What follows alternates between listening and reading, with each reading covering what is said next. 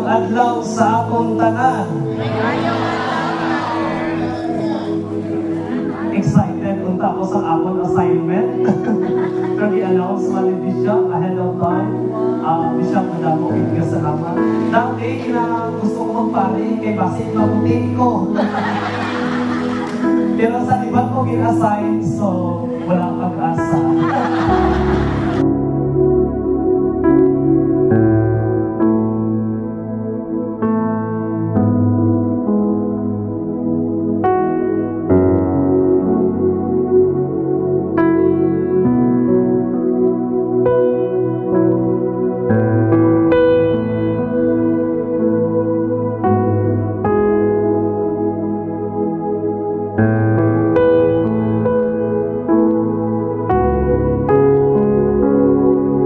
Yan yung pagkato di rami man kay may lukat-lukat, lubong-lubong.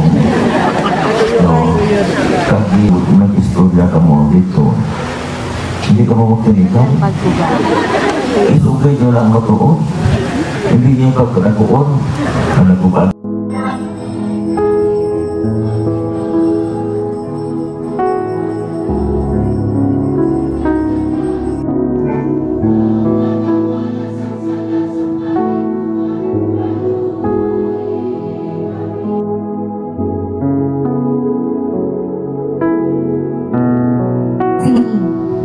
Dayon, gintandog sa Ginoo ang among baba kang nagsiling. Ginahatag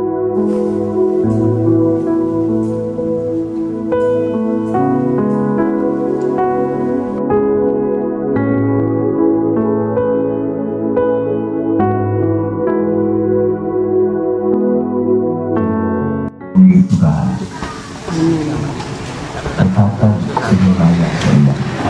Tingog, we share our pagtuo.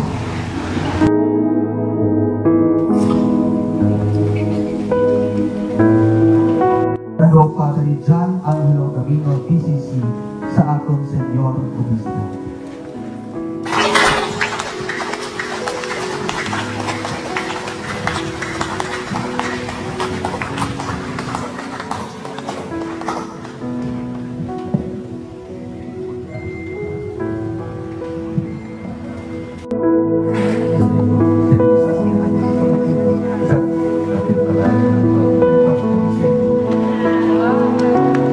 Ang importante puti isang taging-pusoon.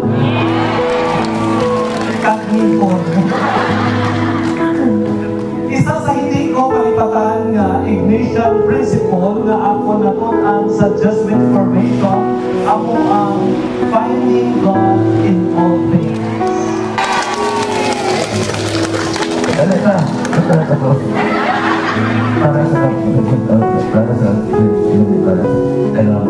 Para sa kaalaman ng lahat.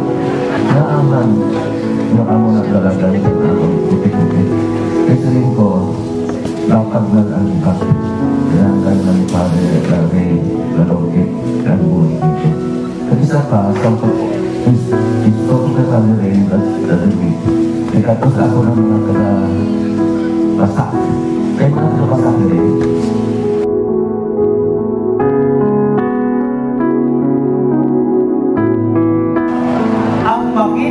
Ang presensya sa Diyos sa tanan nga bagay kag pagkita mo sa akon kinabuhi.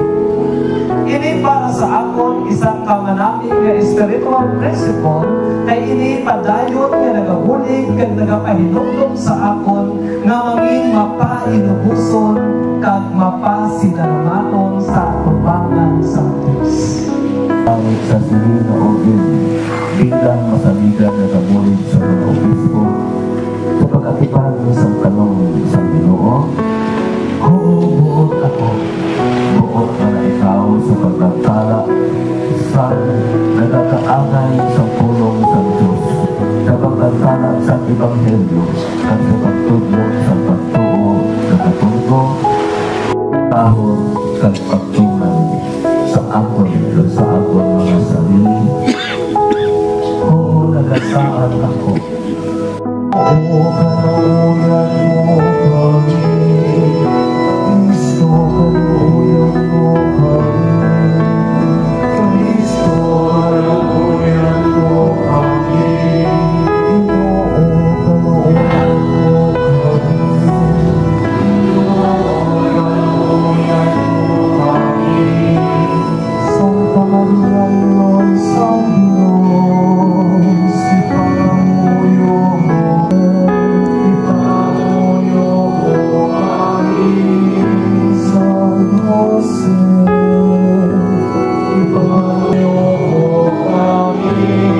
San Pedro at San Pablo, ipangaluyo kami sa Wonders, ipangaluyo kami.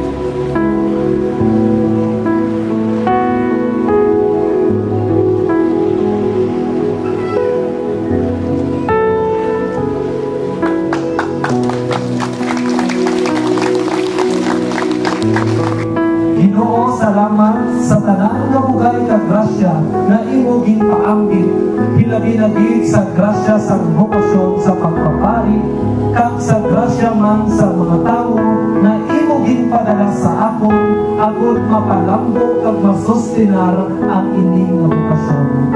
Tungod kag pinaagi sa hukma kag kaalwan sa sining nga mga tawo, na naging pabatya kag ginpaambit sa akon, naging mas konkreto kag buhigman ang akon pagsalig sa imo na Diyos mo na kaalwan kag nasa tunga sa kalipay ukon sa kasakit, sa kahapsay o ukon sa pagpangabudlay, sa kahilungayaan man o sa kaimulos.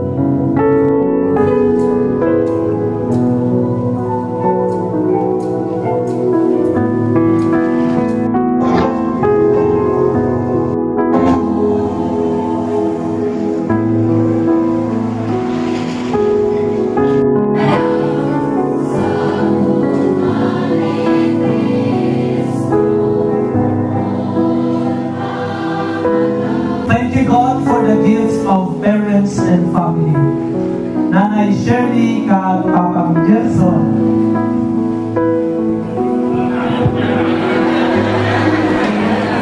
Kapugin ang una nga nagtudlo sa akon sa pagsalig kag pagtuo sa Dios. Salamat din.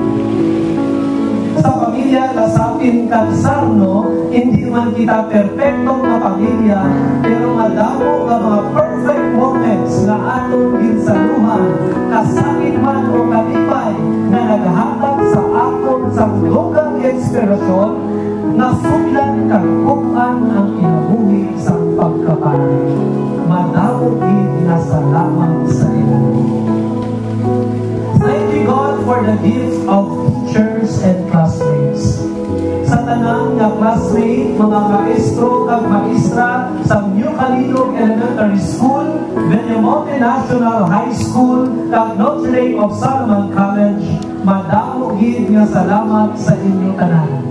Hindi ko man maisa-isa katawag ang inyong pangalan, pero dako gid ang akong pasalamat sa inyo kay kamo isa sa mga halinan kag rason nga naningkamot ako nga makapot ang akong handog. Madugtuman ko dati kung mag-quiz kami sa mga anyong lupa, pero hindi ako mamali sa kapatagan. Because it's beyond my imagination. No? Imagine, hindi ka pinaka-tug wala sa imo, sa akon ang konsepto sa patang. No? Kaya napaligitan ako sa kabukiran. So, thank you, teacher, for teaching me na may aral gali kapatagan. Thank you, God, for the gift of formators.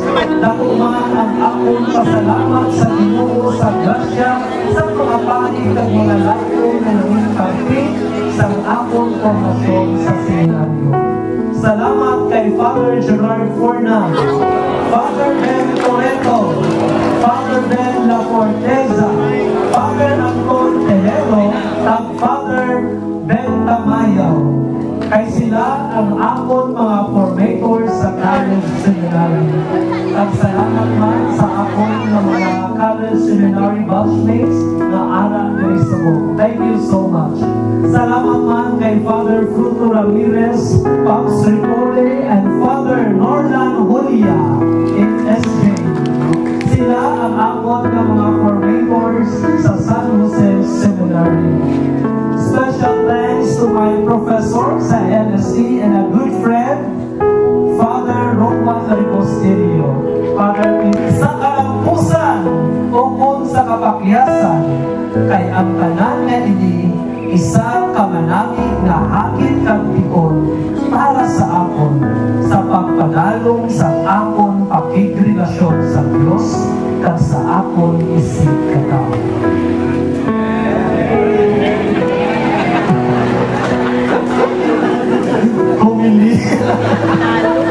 Gani, mga utot sa akong pagbalik lantaw at sa akong man nga pangusisa sa istorya sa akong kinabuhi at sa akong bukasyon, wala gila ko iban nga mahimo kag mabatsyagan, kundi ang magpaubos ka magpasalamat sa presensya sa Dios sa akong kinabuhi kag sa iya man nga pagkamaanuan.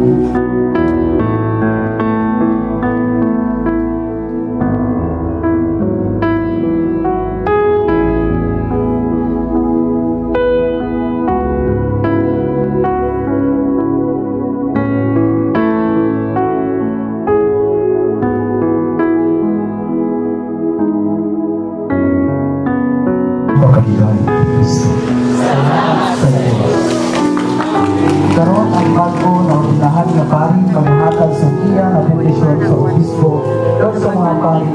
Pagkatapos ni mahalok